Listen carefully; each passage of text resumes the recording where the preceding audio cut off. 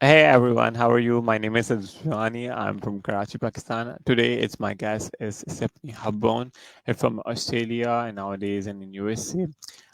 We talk about her passion and things, and I need to know more about her. So let's introduce to us, and you can also join us for the mission and their contribution. Hello, how are you? I'm good. Yeah.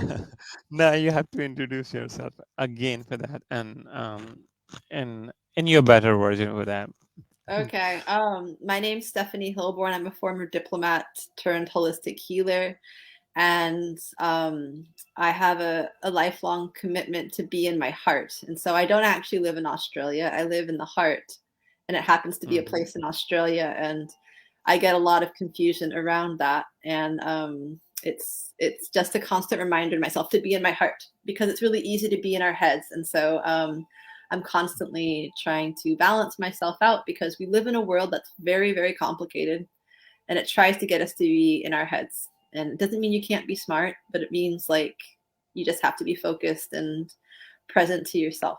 Um, I have a company called Catalyzing Yep. Inspiration, and it focuses on empowering adults and teens to be the best versions of themselves. So, learning about global problems, learning about what's happening in the world in a trauma informed way. So, there's a lot of reasons that people can't take in information, that they're overwhelmed, or there's blockages. And so, I work with students and clients to um, feel safe enough to learn about new cultures, new things, new places, big problems, and to feel good about learning all these new things.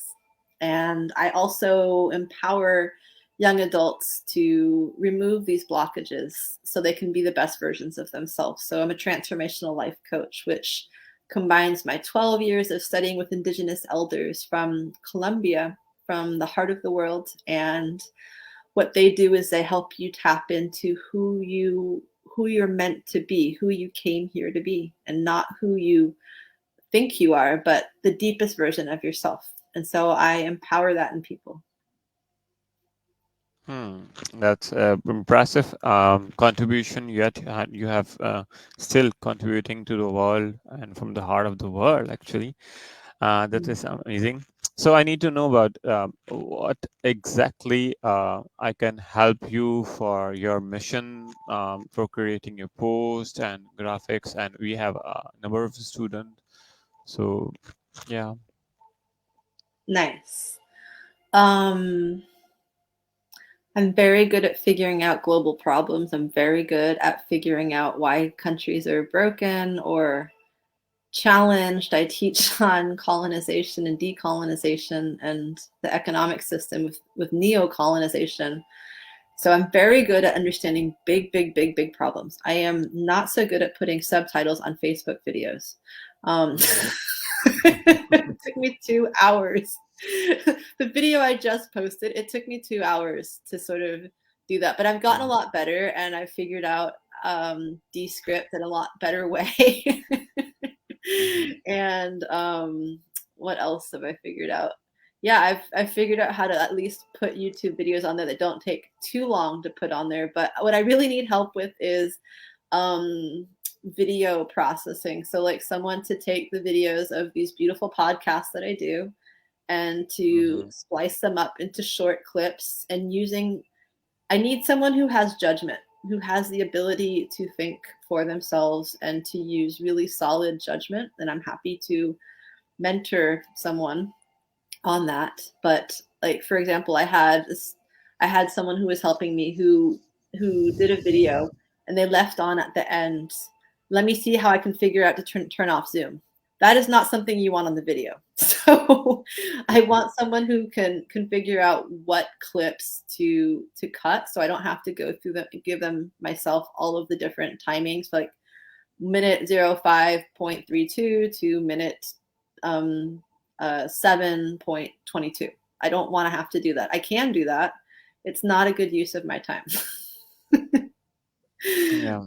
what I also need help with is growing my social media. So I have a friend of mine with like 5,000 followers, and she just like added a bunch of people to a group, and that's amazing. And I'm doing these meditations and helping people uh, to ground themselves and to feel more balanced. And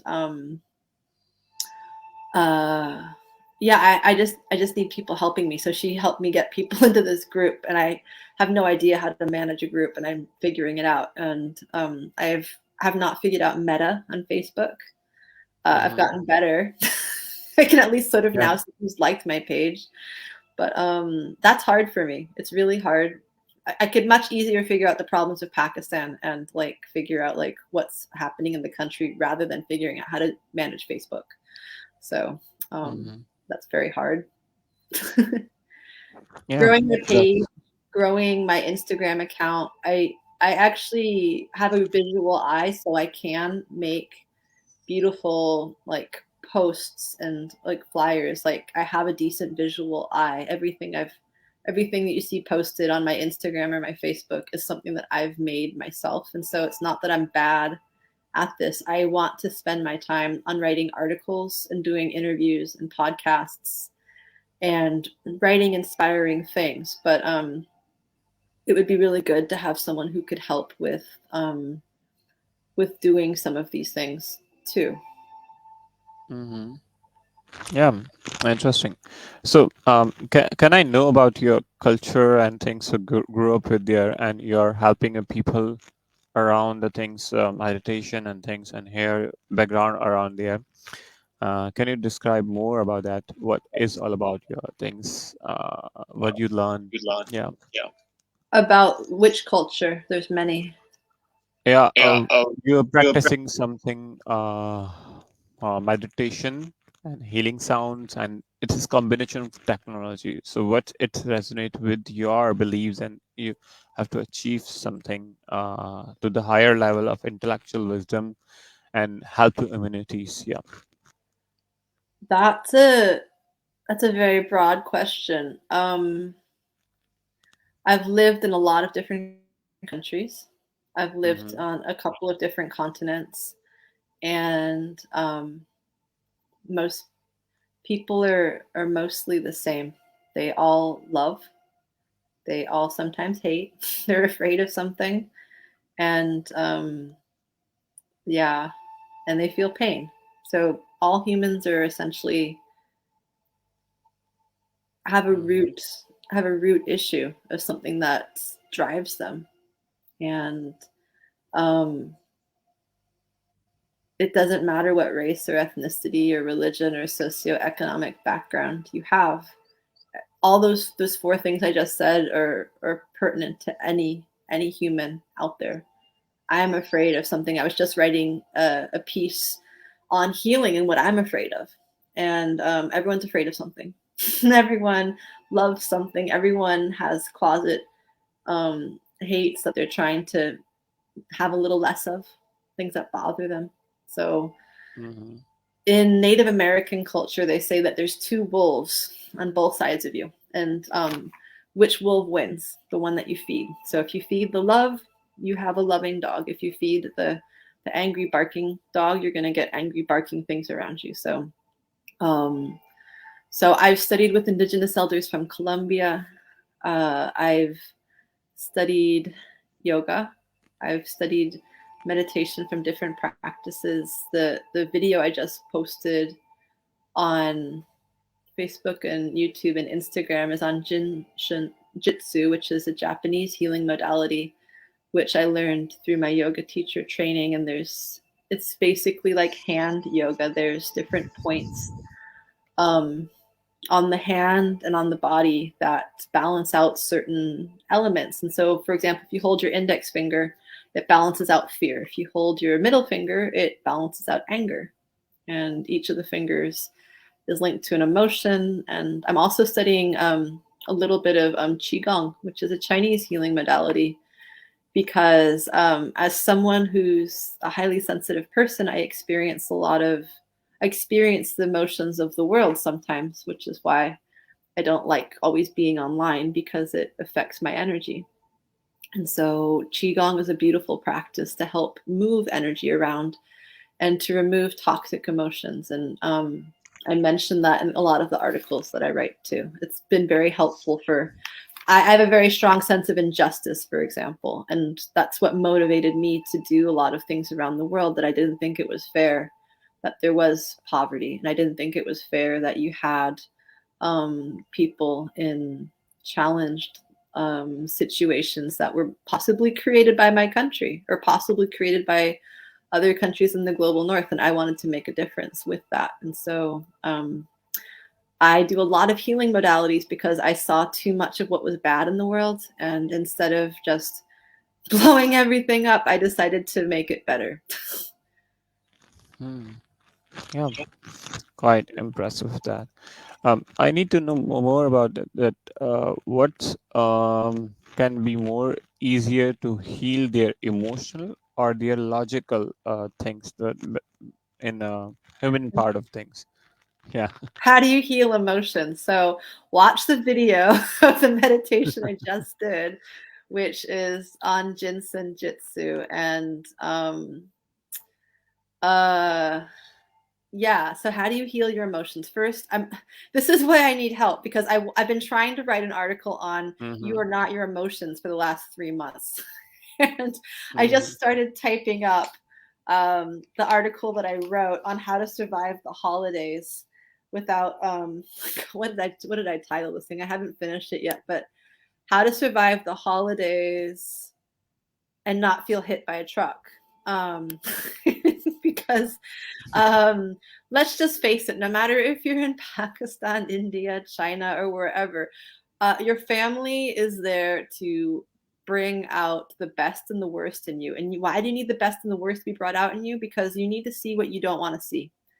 And the people that you attracted around you that you sort of called for, which is a controversial thing to say, but I'm just going to say it. We called for a specific set of conditions, a specific family, because we need to master that. My dad is traumatized by World War I and World War II.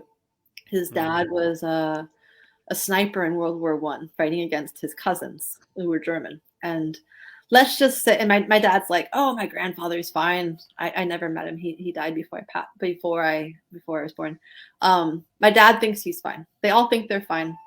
I get to experience all my dad's unprocessed trauma and all of his war stuff inside of him, and he's completely clueless. I'm an environmentalist. My dad designed the Shell oil building. So let's just say there's a complete opposite between myself and my dad, and my brother and I are the perfect antidotes for my parents' not understanding of things in the world. So that's why the holidays are hard, because we get to be around people who we try to pretend that we're perfect, right? Everyone tries to pretend they're perfect. And the reality is no one's perfect, and we all have to master certain things. And everything that shows up is our teacher. It's there for us to master something. Like, I didn't know I was going on an interview right now and being live streamed on StreamYard. And I'll just say, I got to have this fun surprise. Yeah. And I got to master it because my intention is to have my voice get put out there and to show up authentically, imperfectly, because when you hide behind perfection, what happens is you're killing yourself. Why? Because you're not letting your authentic self share with the world, and you're basically sending a message to yourself, I am not worthy unless I'm perfect. And so basically we are killing ourselves through this constant subliminal mantra of I am bad. And I've spent the last 3 years unwinding the I am bad within me. And I was like, okay, I've got trauma, but nothing was extraordinarily horrible in my life to the point that I should be internalizing this. And then I was like, is it my parents? What is it? What's causing this? And so that's the beauty, is we get to process, we get to master whatever we're feeling. And as you see, I'm constantly bringing my shoulders down and back, because when our body is in stress, our shoulders go up, we hunch over. And then when our body starts to feel stressed, we are stressed. So it's a constant practice of how do you show up in a peaceful way. So you can invite peace into yourself by letting your body know that it's safe. And safety isn't necessarily a bomb going off or an armed gunman or whatever. It could be that there's an allergy in the food that's just been served to you. It could be that um, uh, you're put on the spot to talk in a conference room when you don't expect it. All these things bring up this fight or flight within ourselves, and so it's a constant regrounding, a constant recalibrating of your energetic system so that you are telling yourself, I'm safe. I'm safe. I'm safe. Sometimes that's what I repeat to myself for a few minutes to get myself out of the house, because you don't have to know what's bothering you all the time. All you have to do is know that you're feeling discomfort and you're feeling unease, and from there you can at least invite in ease and bring in that sense of safety.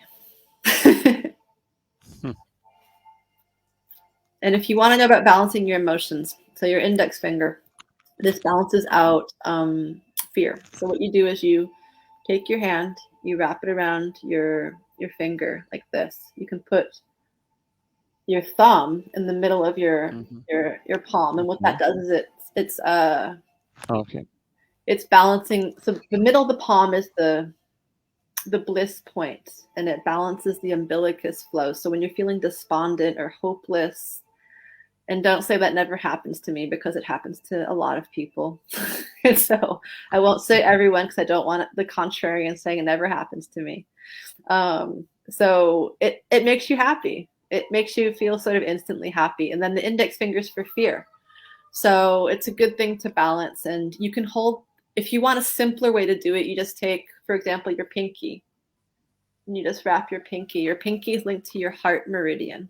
And so if you're trying to balance out pretension or perfectionism, you hold your pinky. And this is the most beautiful part. You don't actually have to know what the fingers mean. Just pick one and hold it. And message me if you want to know what they mean, because I keep trying. I've been taught and I'm being mentored to not think. Sounds ridiculous, but I'm being, as a highly smart person, I've been trained to not think. What does that mean? It's not going to just to walk across the road when there's traffic everywhere. No, it means like how do you let the wisdom inside of you guide you, rather than to have your mind, which is actually not yours, which is like a collection of like imposed thoughts and invasive things to get you to do things. So I've been trained not to think. I've been trained to be, and to be present and to witness, because all you have to do is to respond to what's happening inside of you. That's the balance. That's the perfection. And that's a great way to just be totally in your heart.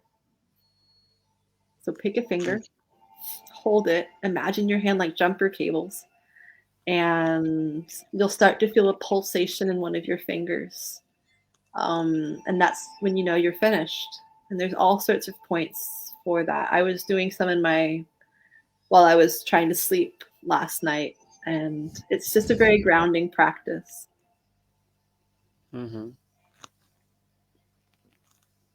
Yeah, interesting things. Have to describe so many things in words there. So, what is your business nature of business? How can you earn money from there by helping the people and charging them, and by coaching your life session coaching and mentorship, and uh, what ecosystem you have designed yourself to earning this, or you- doing your corporate social responsibility to how you divided your things in your balancing of life? Yeah. I'm not sure if I understood the question. I'm talking about your ecosystem of your business. If is your business or as your company as your healing services for your mentorship and life coaching, you provide the people and get the business and through the corporate and executive and higher level of companies for that. Is it type of this or it's a general audience you capture with the audience there? Okay. I try to see who I'm meant to serve. I'm trying to see who shows up. And so ideally, usually my clients, the people who I naturally attract are neurodivergent. And so they might have ADHD or mild Asperger's, or um, they see things differently, and the education system's hard for them. And I also work with exceptionally gifted students because the education system caters to, it's not really there to educate people or to make people smarter. It's really there just to create good good workers or to get people to be good citizens, but it's not there to really help people to thrive, for the most part, the education system. And so the gifted and the neurodivergent are the ones that often fall through the cracks because they're capable of so much more, and it's the system's not working for them. I also work a lot with ecologically conscious people, like people who want to create tremendous social impacts and want to create companies around climate change or trying to create environmental solutions for things. Not everyone I work with is environmentally conscious.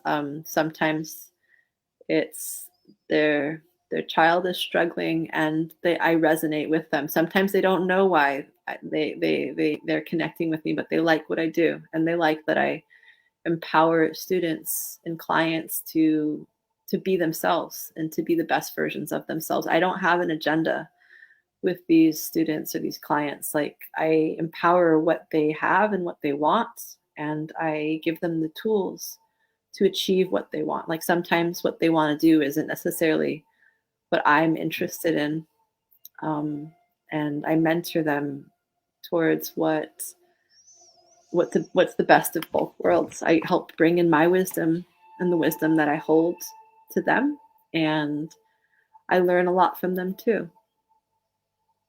But I think my value added might be also working with companies who have disenfranchised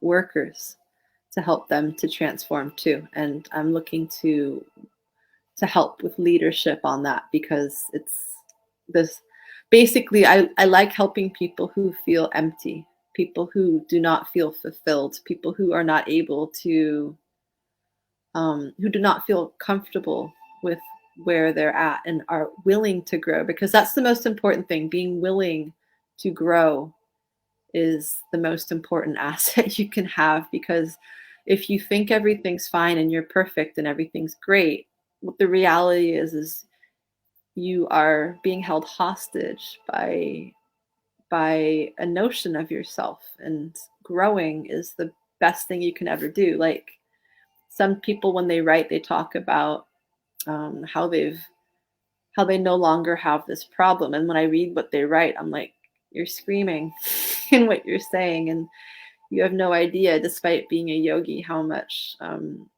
judgment you're holding right now. And there's nothing. Ahimsa is practicing nonviolence to yourself and to others, Mm-hmm. and no one really practices nonviolence to themselves, because we're in a culture that prioritizes a global culture that prioritizes martyrdom, and self-care is the best thing that you could ever do for yourself. Mm. Yeah, interesting. So, what immediately you need to have your content production? Like we have students for that. So, what skills you need to have? Need Facebook post, video edit over here. So, regard that. What idealize you somewhere? People like you. same skills or same niche for that, what idealize to look like in a Facebook or audience and a digital content production? Some of the 3%. So, what skills do people need, or what am I Mm, looking for?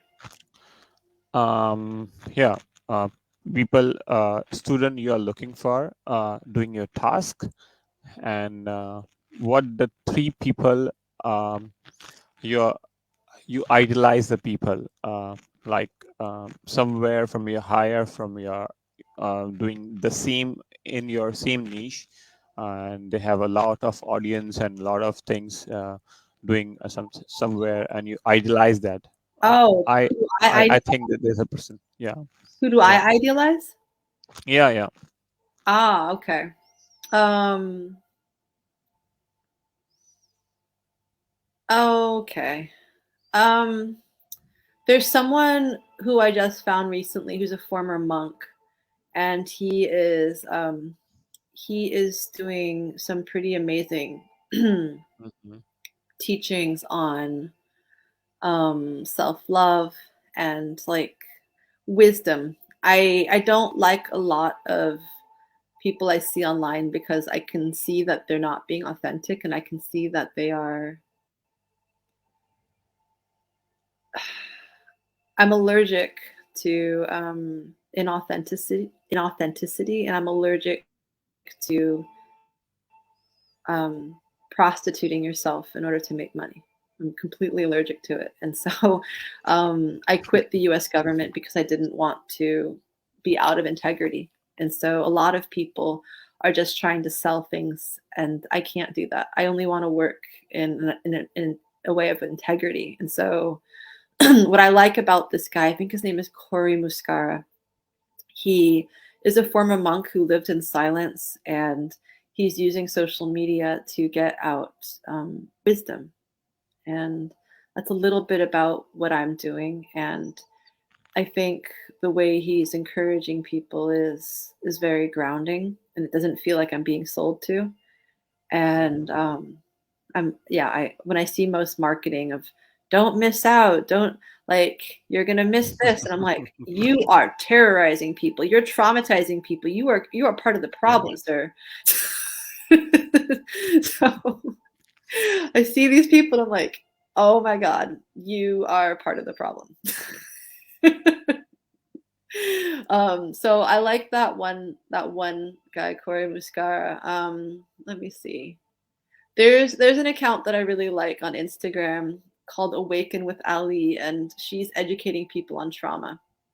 And I really Mhm. like that because, to be quite honest, most people think they don't have trauma, and it's not that I didn't think that I had trauma. It's more that I didn't think it was a problem, and so but it was helpful for me to understand my nervous system, and that's what I educate people on now too, is that when your nervous system is in a state of shutdown or shock, you're going to have you're not going to be able to do things the way that you used to do it, and you have to heal in order to be external. Like, it's very hard for me to want to put my voice out there, and that's what I was just writing on about, why I didn't want to put my voice out there. And Rehan's been very, very kind to encourage me and to push me to get my voice out there.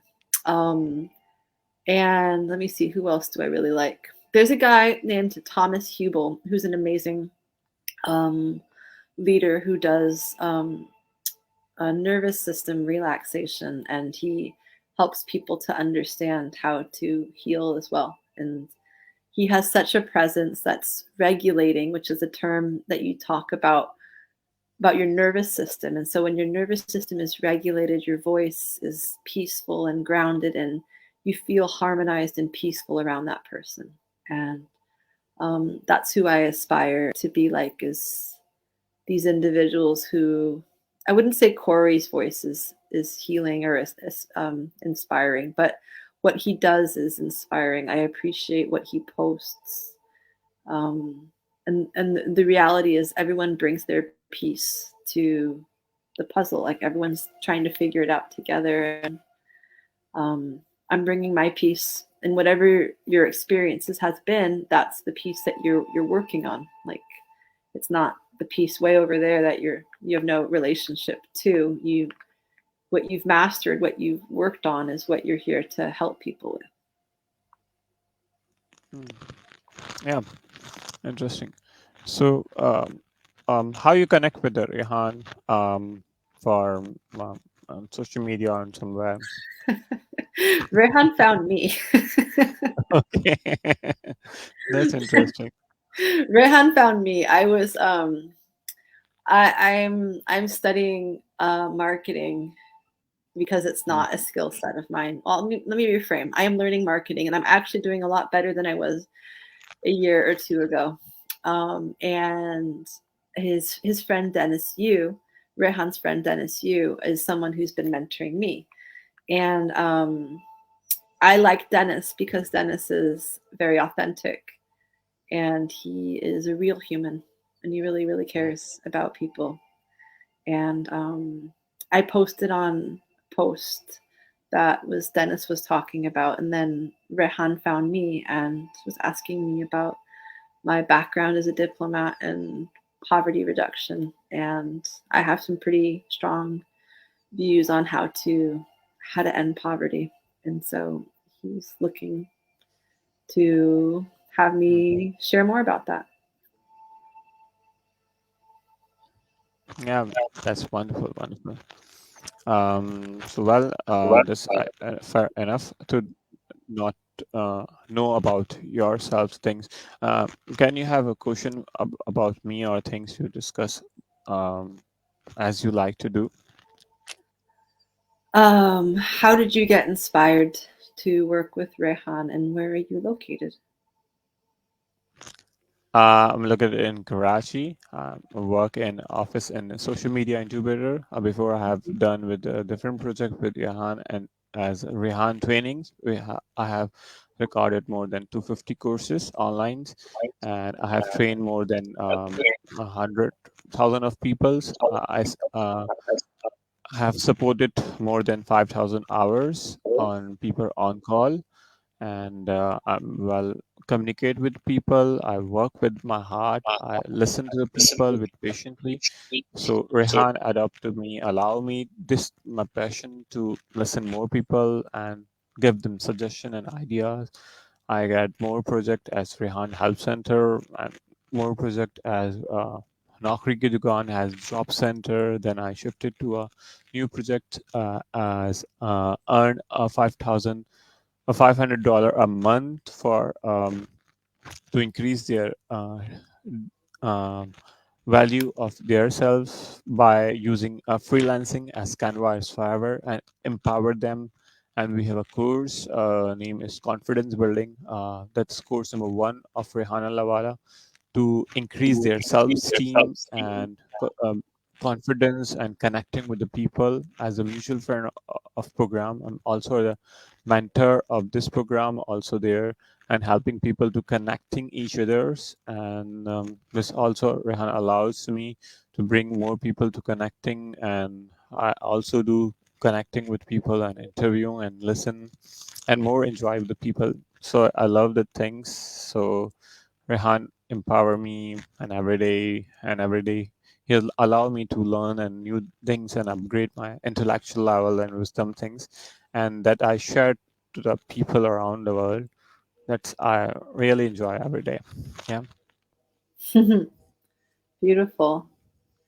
I think I had some friends that were.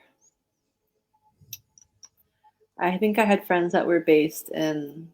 They might have moved between Lahore and Karachi when they were posted in Pakistan. Hmm. Yeah. Um, and what inspires you about doing this work? To solving the problem of people, what's in their heads. I need to clear the blockage of people's. I'm also a mentor and coach and trainer, and so I love to hear about the people question and answers because I ask the people questions and they get me answer. I ask again their questions and get their answers, and it's like a tennis ball caught and shot and there, and helping the people to asking their questions and clear their blockage. So that's something I really enjoy, because when I clear their blockage, so they are ready to the next task. Their confidence is one thing, their communication is things. Even myself was not able to speak. I self learned through my early age what's the brain function, how minds work. I researched too many things for there, but still not practically implement so many things for there. So my interpersonal skills keep growing. Last in 2 years, I working with the peoples and practically things for that. So that's inspired me a lot. That brain need to grow and much grow, and that's all about that. Amazing. I appreciate that. And yeah, all we have to do is keep growing because enlightenment is a process. It's not an end destination. It's a process. And if you think it's about just finding that one perfect thing, um, we're always growing. And even if you do one day excellently, the next day might be there so that you can get to your next level. and here's this is the one thing I'd love for your students to know is like sometimes we don't know what we don't know, and you might think that you know Mhm. everything, and that's great, but the reality is that there are so many things that you don't know, and you're not going to know it until you hit that hurdle. And Mhm. that's what I wrote about in Yeah, the article. unknown zone is always, What's that? yeah, yeah, unknown zone is always need to know sometime, or we do not need to know. Actually, the unknown zone is different for everyone. Yeah. Yeah. And I mean that's what I mean. I was working as a diplomat, for example, and I thought that poverty alleviation was um, getting people jobs and having them to grow coffee, for example. And so the tribe I was working with, um, that was teaching me, like these elders, I thought they might want resources. I thought they might want money. And so I found someone in San Francisco that was founded this amazing coffee company, this boutique, amazing gourmet coffee line. And I got them to agree to buy coffee from the tribe that I was studying with. And then when I asked them if they wanted to do that, they said, "Do you think we incarnated to grow coffee for white people?" And so that was my example of of not knowing what I didn't know. I didn't know that they had a higher that what I was offering was offensive. And it completely changed my mind view. And so now my version of helping people to grow is not trying to get them to do colonized activities like growing coffee. It's about how to get people to reach their fullest potential or how to learn from people. And so these elders, they spend 24 hours a day caretaking sacred sites, and they're not part of this horrible system of making money. They're part of trying to bring balance to the planet. And there's nothing wrong with making money. There's nothing wrong with that. But what is wrong is taking people that are wise elders and trying to get them to do the thing that you think is right when they already know what's right. And so I basically got a really big lesson on humility and knowing what is the right thing. I don't know always what I don't know. So I'm always learning. Mm. Yeah, that's wonderful. And it's okay to make mistakes. You're still Mm. lovable. I need to discuss more about that purpose plus mindset, forward direction. inner drive to keep going on. I uh, read on this line that's inspired me a lot for that mindset, growth mindset plus purpose. Still combination of driving something. We have a lot to push to go on the direction to achieve that. So how you explain this? Did I write that? I write a lot of things. I'm not sure if I wrote that. Did I write that? Yeah, yeah. So say it again. Purpose and passion. Equal. Purpose plus mindset, forward direction, inner drive to keep going on. Oh yes, you're reading my long article that I wrote. All right. Drive to keep. So in order to move forward, you have to have a reason to do it. And if you don't have an inspiration to go forward, you stay stuck. And so everything's about your identity in a good way, not like what you look like or who you are or what you like, but it's more like what are your values. And so the best way to institute change within yourself is knowing who you are and what you do and what you don't do. So for example, I don't eat meat. I'm a vegan, and I don't drink, and I live pretty much like a healthful lifestyle. And what gets me to what keeps motivating me in that way is I know I know what all these things do to my energy, and my commitment is to be a tuning fork for all of nature, to be a tuning fork for humanity. And if you're doing things that mess with your energy, you can't be a tuning fork. So the way that you have a growth mindset is to know who you are and to know intrinsically who you are and what you came here to do. And if you have that and you hold that with deep integrity, it's a lot easier to move through challenging times. And there's everyone has challenging times. And the way through is always just knowing who you are. And how do you know who you are? That's a really great question. Turn off your phone, turn off your computer, go someplace where you're not going to hear other people talking in your ear for a few days, if that feels safe to do that, because that's not safe for a lot of people with who are in a deep level of trauma. Like if those things sound scary to you, please do reach out, because it's probably a sign that there's a lot of work to do. I used to be afraid of spending time by myself, and it was because I had a lot of internal stuff going on. So if those things sound scary, then it's just a sign of there's some work to do there.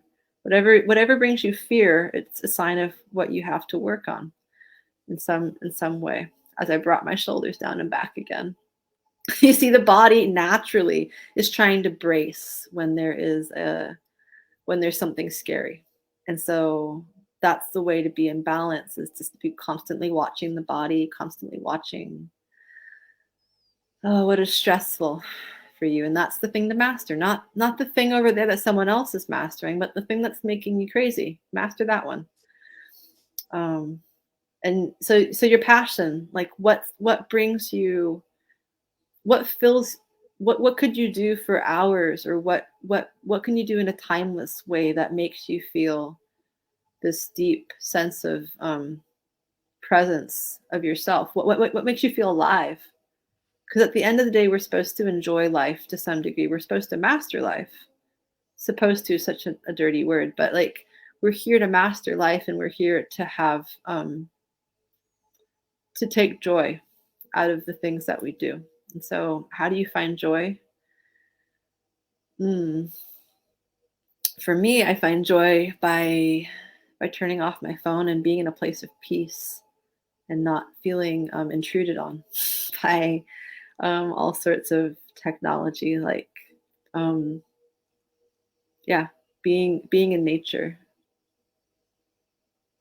because there's a whole internal, you know how like there's like a lot of TV shows on TV, and there's a lot of just like things to hear from other people. Just like there's 1,000 things to hear from other people, there's so many things that you can hear within yourself when you turn off all the noise.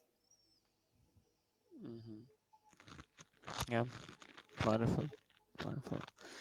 So, what do you give me advice from your life to improve my health and more strong mentally? Because I feel sometimes more stress in my life also. So you are expert in stress and healing with them. So Yeah, I can give you some advice on that. I am an expert in stress relief. I'll say that. As I was posting, I think I just scheduled. I figured out how to schedule a video on YouTube. I posted another video on why like meditation is so powerful, or at Yeah. least the meditation I lead people in is really powerful.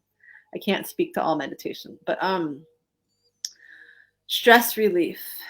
Okay, so on Christmas, my family is. I'm the peacemaker. I'm the Mhm. diplomat. I'm the peacemaker. Everyone else is like getting all cranky, and I'm like, stick your belly out, bring your shoulders down and back, lightly tap on your collarbones, and stick your tongue out. Because it's really hard to be cranky when your tongue is sticking out, your belly is pushed out, and you're lightly tapping on your collarbones. Because what happens is like this is like an endpoint of meridians, and so if you're lightly tapping here, sticking your tongue out. I know it's so unprofessional, but the reality is that if you're trying to de-stress, you need to stop thinking about what people think of you, and you need to stop thinking about what looks right, and you need to actually just like do it. And so it's a combination. Like in Jinsen Jitsu, it's very, very helpful for, I think, transforming unknown blockages right here. It's also very good for calming down like the vagus nerve, which is it's an amazing thing. The vagus nerve is this one little nerve in your body, which when it's activated, it will make you think a dinosaur is trying to eat you. And it's this one little nerve. And so when you're stressed out, what happens is your vagus nerve is going off the charts. And so how do you balance it out? Like there's whole practices behind it. You stick your tongue out, you lightly tap here, you push your belly out, and then you can't be cranky and you can't be angry, and you're de-stressed, and you're able to be in a more grounded space. So that's my quick advice, is those three Yeah. things. And it was something I was able to like get my parents and my brother to at least hear me, because like when you're in the crossfire of people fighting, it's not really simple to get words in. But if it's something simple like stick out your tongue, push your belly out, like just push your belly out, stop bracing that someone's going to tell you something bad, or that you're gonna, whatever it is, that someone is going to ask you to do something or ask you to talk, or whatever the thing that you don't want. So how else do you de-stress? Hold your index finger or your thumb. So your thumb is for Mhm. worry. Your index finger is for fear. And a lot of stress is a fear of something that has happened or will happen or won't happen. And a friend just wrote an article on how she stopped stressing or stopped worrying. And she's like, I'm going to worry every day at 3 o'clock. And I'm going to look forward to this worrying time. And it was such a satire that it was like, if we spend our life worrying and we spend our life, so it's a scarcity mindset. And what you attract, you hold. And so if you're holding stress and worry, you might attract more of it, because that's the frequency that you're sending into the universe. So how do you ground?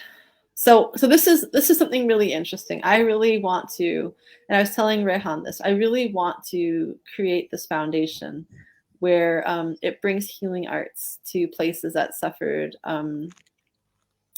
in like former war areas, where there's been war or just high degrees of trauma of some degree. And Mhm. when I was living in some of these countries, I learned meditation and yoga because I could not live in Bosnia. I literally could not live in Bosnia for more than like a month and a half before I had to do a yoga teacher training program. So I didn't lose my my cool, because everyone, they're like, it's 20 years post conflict. I'm like, no, this conflict is happening right now in these people's heads and minds. Like, I feel like I'm in a war zone right now. You might not feel like you're in a war zone. I feel like I'm in a war zone. So there's all sorts of great healing modalities that you can do to reduce stress. I practice chakra balancing now, and it took me 2 years to actually start practicing on people because I was afraid. Because, like, what does the diplomat know about chakra balancing and energy? And so we're always evolving, and we're always becoming, or we're always remembering who we actually are. And so it's a process to let go of that thing that you used to be and to be the new thing. But and there's other great, I want to bring these healing arts to places like Pakistan and other places, because um, life is too short to just be in this trauma triggered state. And there's so many great practices. And if you want to get out of poverty, the best way to get out of poverty is to have a growth mindset and to be in this place of surrender and receptiveness to what's happening around you. And I go to see a chiropractor, for example, who helps me with my nervous system. And nervous system health is like one of the most important things you can do, because it will keep you not stressed and grounded and being able to receive what's happening around you. So instead of, we all get triggered. You can deny it, but we all get triggered, and we all say things or do things or misread things. And I celebrate my Christmas experience to my chiropractors helping me to get stress out of my nervous system, because I lived in a couple of war zones. I lived in Georgia when Russians invaded, and I lived in Bosnia post conflict, but it was not post conflict. And that's all held in my nervous system. And everything that happened to you, it's in your nervous system. There's no past. There's no past. You can't bury it under the sand. You can't put it in a closet. It's in your fascia and your muscles. It's in your energy field. So how do you get de-stressed? Take 30 minutes to an hour each day for yourself, and do not donate it to anyone else. You're not a charity to donate your time to anyone else. You are giving it to yourself and just yourself. So what does that look like? You can do a meditation practice. You can go on a walk without your phone, without social media. You're not documenting your walk. You're not live streaming your walk. So go for a walk, peaceful, or like meditate. What's another great example? Swim. I love to swim. If swimming is not accessible, what else can you do? So in my article, I talked about the 5 things that will help you with self-care. One is eating regularly. A lot of people are stressed out because they aren't eating enough, and or they're not eating the right things. Movement is another one. So movement. Digital detox, turning off your phone. I turn my phone off every Sunday. I had my phone off on Monday because Sunday was Christmas. And so I was offline for like 30 hours. I do that every week. I don't look at my phone until about 11 in the morning. I was making a YouTube video last night at midnight. So I was not practicing self-care last night, but part of my self-care is also getting my voice out there. And so it's not always just being offline and serene. Sometimes it's doing the thing that you don't want to do. Self-care is doing the thing that you don't want to do. So, um, and yeah, there's so many different ways that you can practice self-care and be in a place of sweet kindness. But there's this practice called organ purging, which I also wrote about in that article. And so each organ has a sound associated with it.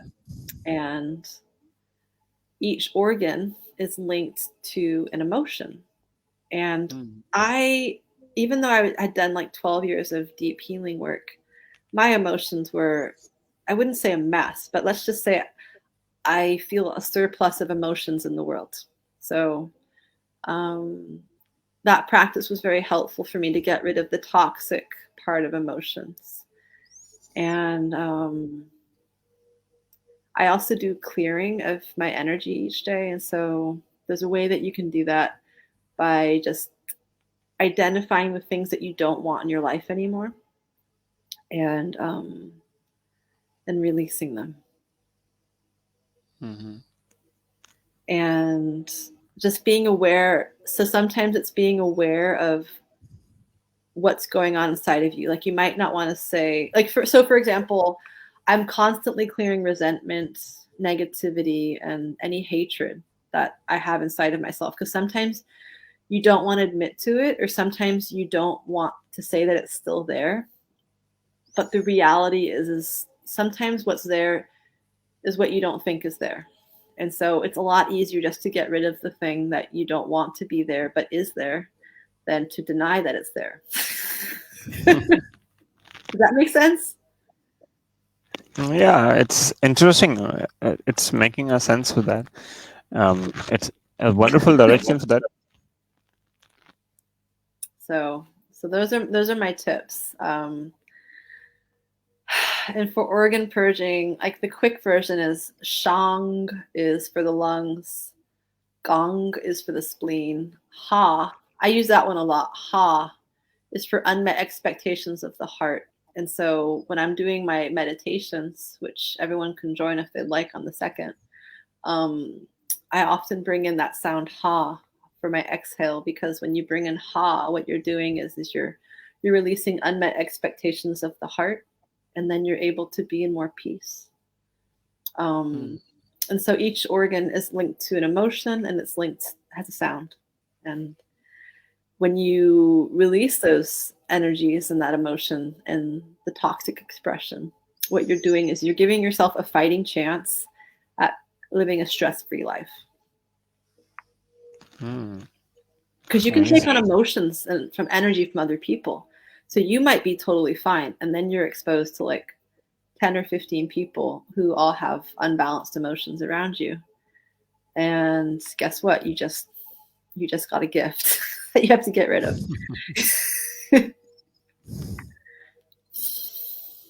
Yeah, wonderful. Brilliant experience you share is very well. So can we end this live session? Then again, we get back to you and how can help them more with their students and guide them and continue to job. Assign the task with that. So you can get to your digital role and helping more billion of people around that what the Dharma people are on social media. They are scrolling a lot. And they are becoming toxic to me. So need to healing with that. I need to connect with there. So we need to produce the right content and short content and videos and more things so that the people can connect to you. That is, I can see the around there, according to your aura and things there. So it can be a beautifully produced and short content, and it's interestingly because you have a more story rather than have too much story in the things that you have right solution and things. People have too much karma in this era because digitally we are equipped with many something that we are not carrying ourselves. We have forget ourselves that we are living with life over for emotional families and things and blah and blah blah blah. So we actually forget ourselves, every day. So that's increase many things as a research of many more people around the world. The increasing of this also our diseases and mental health will be too much disturbed where the technology increasing and every day rapidly. Yeah. So we need people like you to healing and care of the people and advise and mentor them and coach them get back to their lives to um, safer and more productive and increase their better lifestyle. Yeah. Mm, I love it. We all need each other to do this. Yeah. Thank you so much for a great day. Always. I appreciate it. Yeah. Thank you.